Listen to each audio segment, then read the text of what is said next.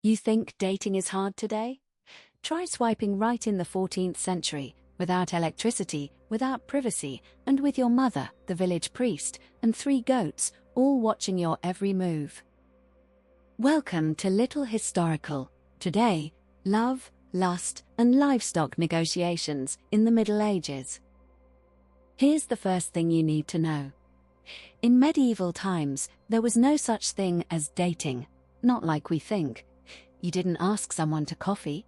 You didn't send a risky Snapchat. Instead, your future was decided by 3 things. Your parents, your landlord, or lord, and the church, which had an opinion on everything, including how close you could stand to a blacksmith's daughter. But people still fell in love. They just did it very, very carefully. Before you could even think about romance, you needed assets. If you were a young man, you needed land, livestock, or a trade. Your personality didn't matter, but 2 healthy oxen? That was sexy. If you were a woman, your family needed a dowry, cash, cloth, or a suspicious number of geese. No dowry, no husband. And if you were nobility, forget love. Your marriage was a business merger. You might meet your spouse for the first time at the wedding altar. Romantic, right? One French noble in 1215 complained that his bride had teeth like a horse. He married her anyway. The land was too good. Let's say you actually liked someone. You lock eyes at the well, your heart flutters. Too bad, you're never alone. In medieval England, unmarried women were almost always accompanied by a chaperone, a mother, an aunt, or a very bored older sister. Even a walk to the stream was a group activity. The church taught that unsupervised contact led to sin, so you flirted from a distance, while someone's grandmother pretended not to listen. And if you tried to sneak a kiss? That could mean a fine, a public shaming, or having to marry them on the spot if caught. Yes, that was a real law in some towns. Now, if you were a knight, you didn't date. You participated in courtly love, a weird, poetic, entirely non-physical obsession with a noble lady, usually someone else's wife. You'd write terrible poetry about her, eyebrows like twin crescent moons. You'd wear her ribbon into battle. You'd sigh a lot. Physical contact? Maybe a fingertip. Anything more would be a scandal. Courtly love was basically medieval performance art. It allowed knights to feel deep emotions without actually doing anything. Think of it as the original, we're just friends situation. And the lady's job? To be cold, unreachable, and slightly amused. But there was one glorious exception. Festivals. On May Day, harvest feasts, or a saint's day, the rules loosened. There was music, dancing, and, gasp, hand-holding. The maypole dance was basically a socially approved excuse to weave around someone you liked. If you caught their eye while passing the ribbon, everyone pretended it was just tradition. And if you were a peasant, you'd try to impress your crush by winning a sack race or juggling turnips. Romance was simple. Good teeth, strong back, doesn't steal your eggs. What if you couldn't speak freely? You wrote a letter. But this wasn't a text. You needed parchment, ink, and, most importantly, literacy. Only about 10% of the population could read. Love letters were smuggled by servants, hidden in shoes, or tucked into bread. Some monasteries even opened and censored private mail. Imagine writing, "I think of you at Vespers," and having a monk rate it PG. If caught, you could be fined or forced into a hasty marriage. But people risked it anyway, because when every glance is monitored, a folded scrap of paper becomes revolutionary. If you survived courtship, you got married. But marriage wasn't about love, it was a contract. The The bride's family paid a dowry. The groom's family often paid a bride price. Both sides negotiated like a merger. One real example. In 13th century Yorkshire, a man named Robert paid 1 cow, 2 sheep, and a new plough for his wife's hand. He got the cow back if she died within a year. Divorce was almost impossible. You could get an annulment if you proved you were secretly related, common among nobles, or if the marriage wasn't consummated, which required awkward testimony. Most people just stayed married. Sometimes love grew, sometimes it didn't, but survival was the real goal. But there was one group with surprising freedom: widows. If your spouse died, and with plague, war, and bad bread, many did, you could inherit land, run a business, and choose your next spouse yourself. Some widows remarried quickly, others stayed single and enjoyed the power. One 14th century London widow named Johanna ran a brewery and turned down 3 suitors because none could match my late husband's ale. So if you wanted real romantic choice in the Middle Ages, you kind of had to wait for your first spouse to die. Harsh, but true. So, was there love in the Middle Ages? Absolutely. But it was hidden inside contracts, chaperones, and cow-based dowries. People still felt butterflies. They just had to feel them quietly, while a nun watched.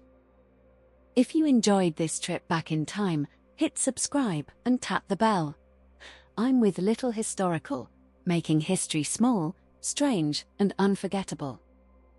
And comment below. Would you rather have a medieval chaperone or modern dating apps?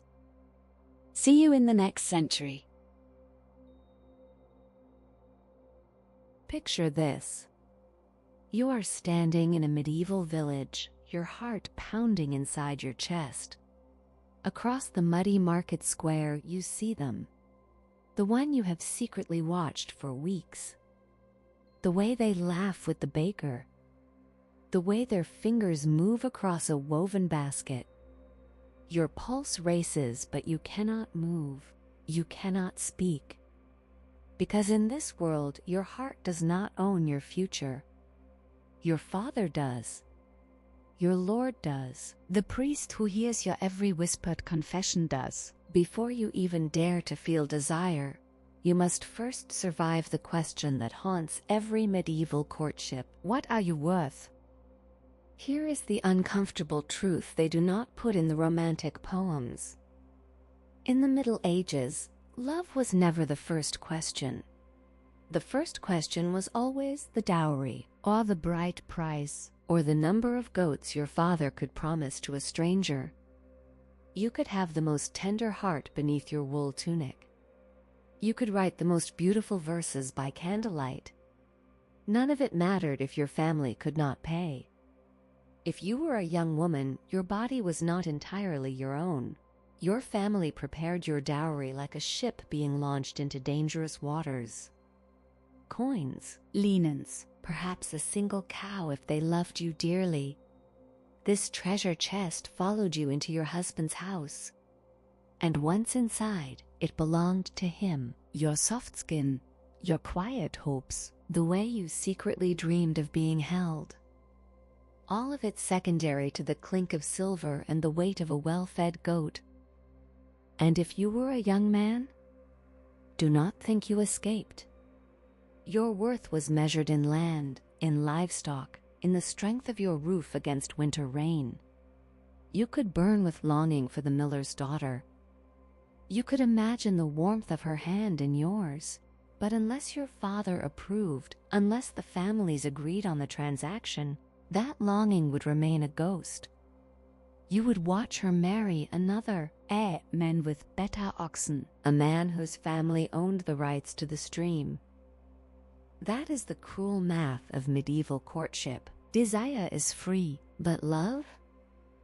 Love has a price tag. You feel that ache, don't you? The wanting. The watching from across the feast table. She glances at you just once. Her eyes linger a heartbeat too long. Your chest tightens. And then her mother appears, stepping between you like a living wall. The chaperone is always there, always watching. You cannot speak to her alone. You cannot pass her a note without 3 witnesses. The church has rules for everything: how close you may stand, how long you may look, whether a single touch on the sleeve counts as sin. And yet, despite every rule, every chaperone, every calculating parent counting goats, the human heart refuses to be silent. You want her. You should not. You cannot. But you do. So you learn the art of the hidden glance, the whispered word during evening prayers when the priest's back is turned, the accidental brush of fingers when reaching for the same cup of mead. Every touch, every glance, every secret smile carries the weight of risk. One mistake and you are ruined. One accusation and your family's honor shatters like cheap pottery. But still, you risk it. Because to feel nothing is worse than to feel everything and fail. And here, in this quiet space between duty and desire, medieval love is born. Not in grand gestures, not in public declarations, but in the stolen moment, the sideways glance, the trembling hope that maybe, just maybe, she wants you too. This is the world you have entered.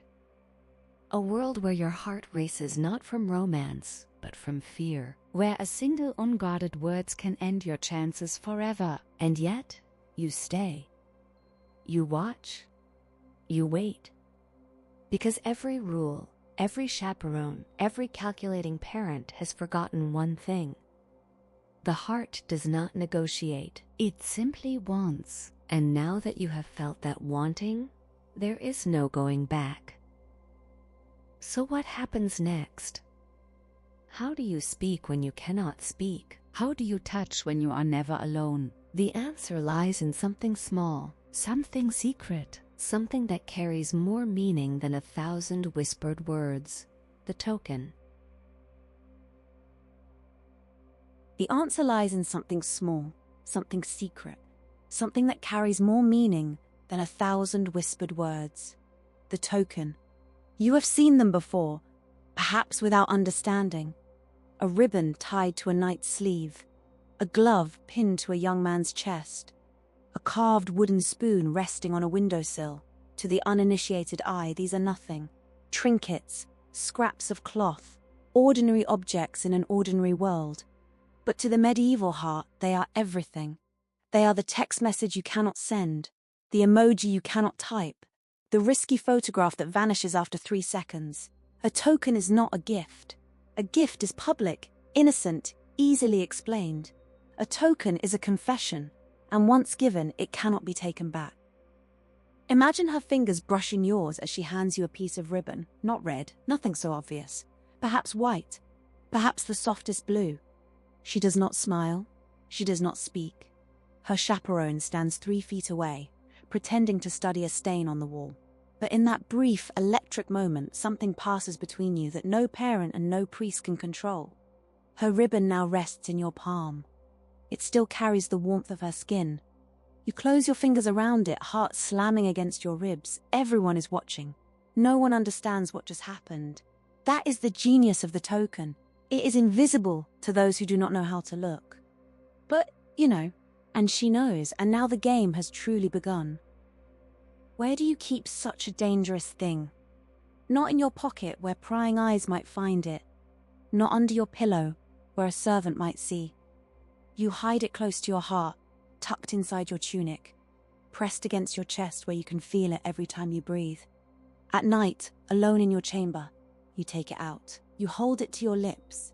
You imagine her hands tying that ribbon, perhaps the night before, perhaps thinking of you as her fingers work the knot. Your body aches with a longing you cannot name and dare not speak aloud. This is the agony of medieval courtship. To want so much and to be allowed so little. A single ribbon becomes a lover's whisper. A single glove becomes an invitation. And yet, You cannot ask what it means. You cannot confess the fire burning in your chest. You can only wear her token hidden beneath your clothes and hope that she wears yours the same way. But tokens are dangerous. Give one to the wrong person and you are trapped. Receive one from someone you do not desire and you must choose between rudeness and ruin. A young woman once accepted a carved ring from a man she barely knew, thinking it's simple kindness. Within a week, his entire village believed they were secretly betrothed. She could not deny it without proving him a liar, and she could not prove him a liar without admitting she had been alone with him. So she married him. That is the power of the token. It is not just a symbol of affection, it is a leash, a claim. A whisper that becomes a shout when repeated by enough gossiping voices. So before you tie that ribbon around your sleeve, ask yourself, is this love? Or is this a trap dressed in silk? Because in the Middle Ages, the line between the two is thinner than a single strand of thread, and once crossed, there is no going back. So now you wear her ribbon. Now your heart is no longer your own. Now you must learn the final, most dangerous art of all, how to be alone together when you are never, ever alone. So now you wear her ribbon. Now your heart is no longer your own. Now you must learn the final, most dangerous art of all. How to be alone together when you are never, ever alone. You have exchanged your tokens. You have felt the electric thrill of her fingers brushing yours. But that was only the beginning. The true test of medieval courtship is not getting her attention. It is keeping it without being caught. And there is always someone watching. The mother knitting by the fire. The father sharpening his knife at the door. The village priest who happens to be walking past your window at every hour of the day and night. These are not accidents. This is surveillance.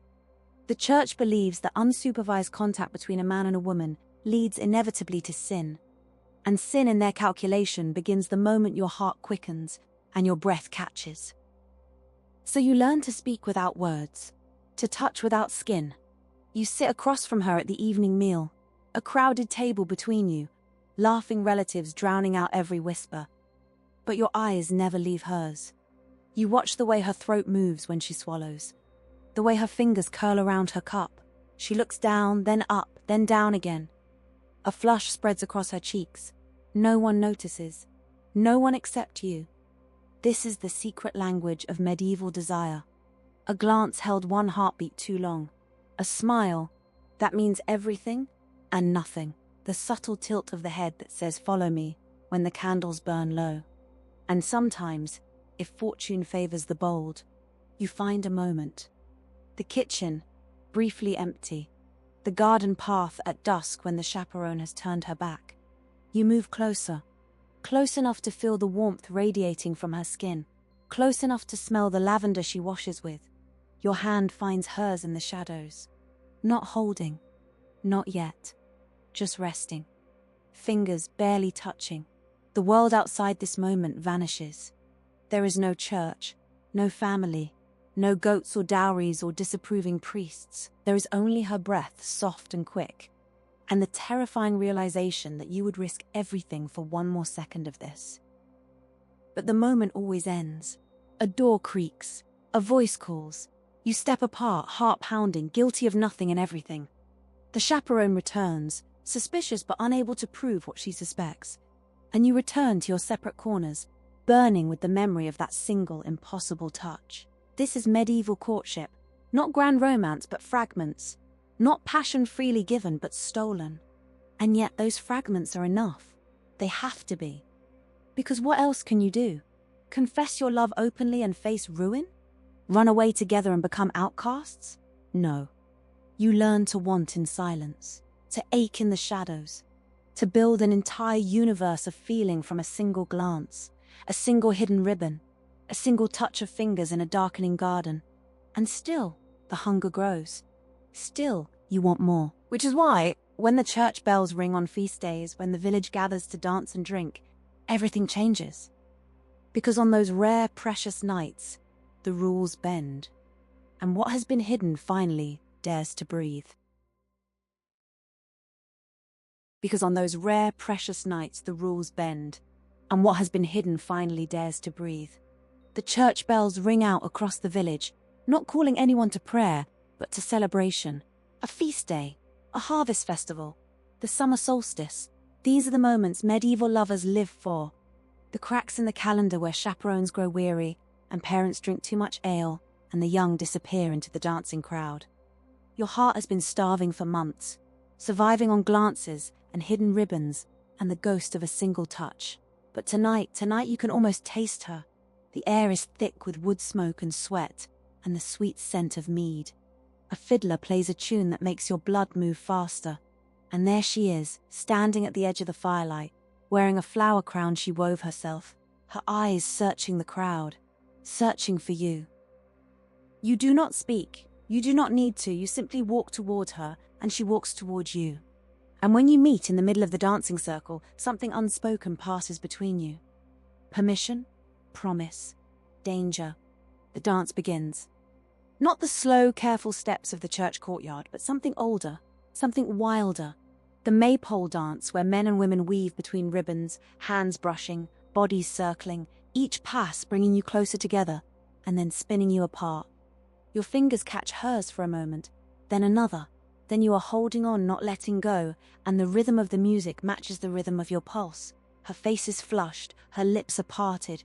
You can see the pulse beating in her throat. Around you, other couples are laughing, spinning, pretending this is just tradition. But you and she know better. This is not a dance. This is a conversation. This is a courtship conducted in full view of everyone who has ever tried to keep you apart, and they do not even know it is happening. When the dance ends, you do not step away. You lead her to the edge of the crowd, where the torchlight flickers and the shadows grow long. No one follows. The chaperone has lost track of her hours ago, distracted by a traveling juggler or perhaps a jug of wine. For the first time in your life, you are truly alone with her. You can hear her breathing, quick, shallow. You can see the way her chest rises and falls beneath her linen dress. She looks up at you, and in her eyes you see everything you have been too afraid to name. Want, fear, hope. Your hand moves towards her face. She does not pull away. Your fingers brush her cheek, and she leans into your touch like a flower turning toward the sun. This is the moment, the one you have dreamed about in your cold bed, alone with her ribbon pressed against your heart. And yet, you hesitate, because you know what comes next. The morning after the festival, when the ale wears off and the chaperones return. The question is not whether you want her. You have always wanted her. The question is whether you are brave enough to want her when the music stops. And as her fingers find yours in the darkness, you realize you are about to find out.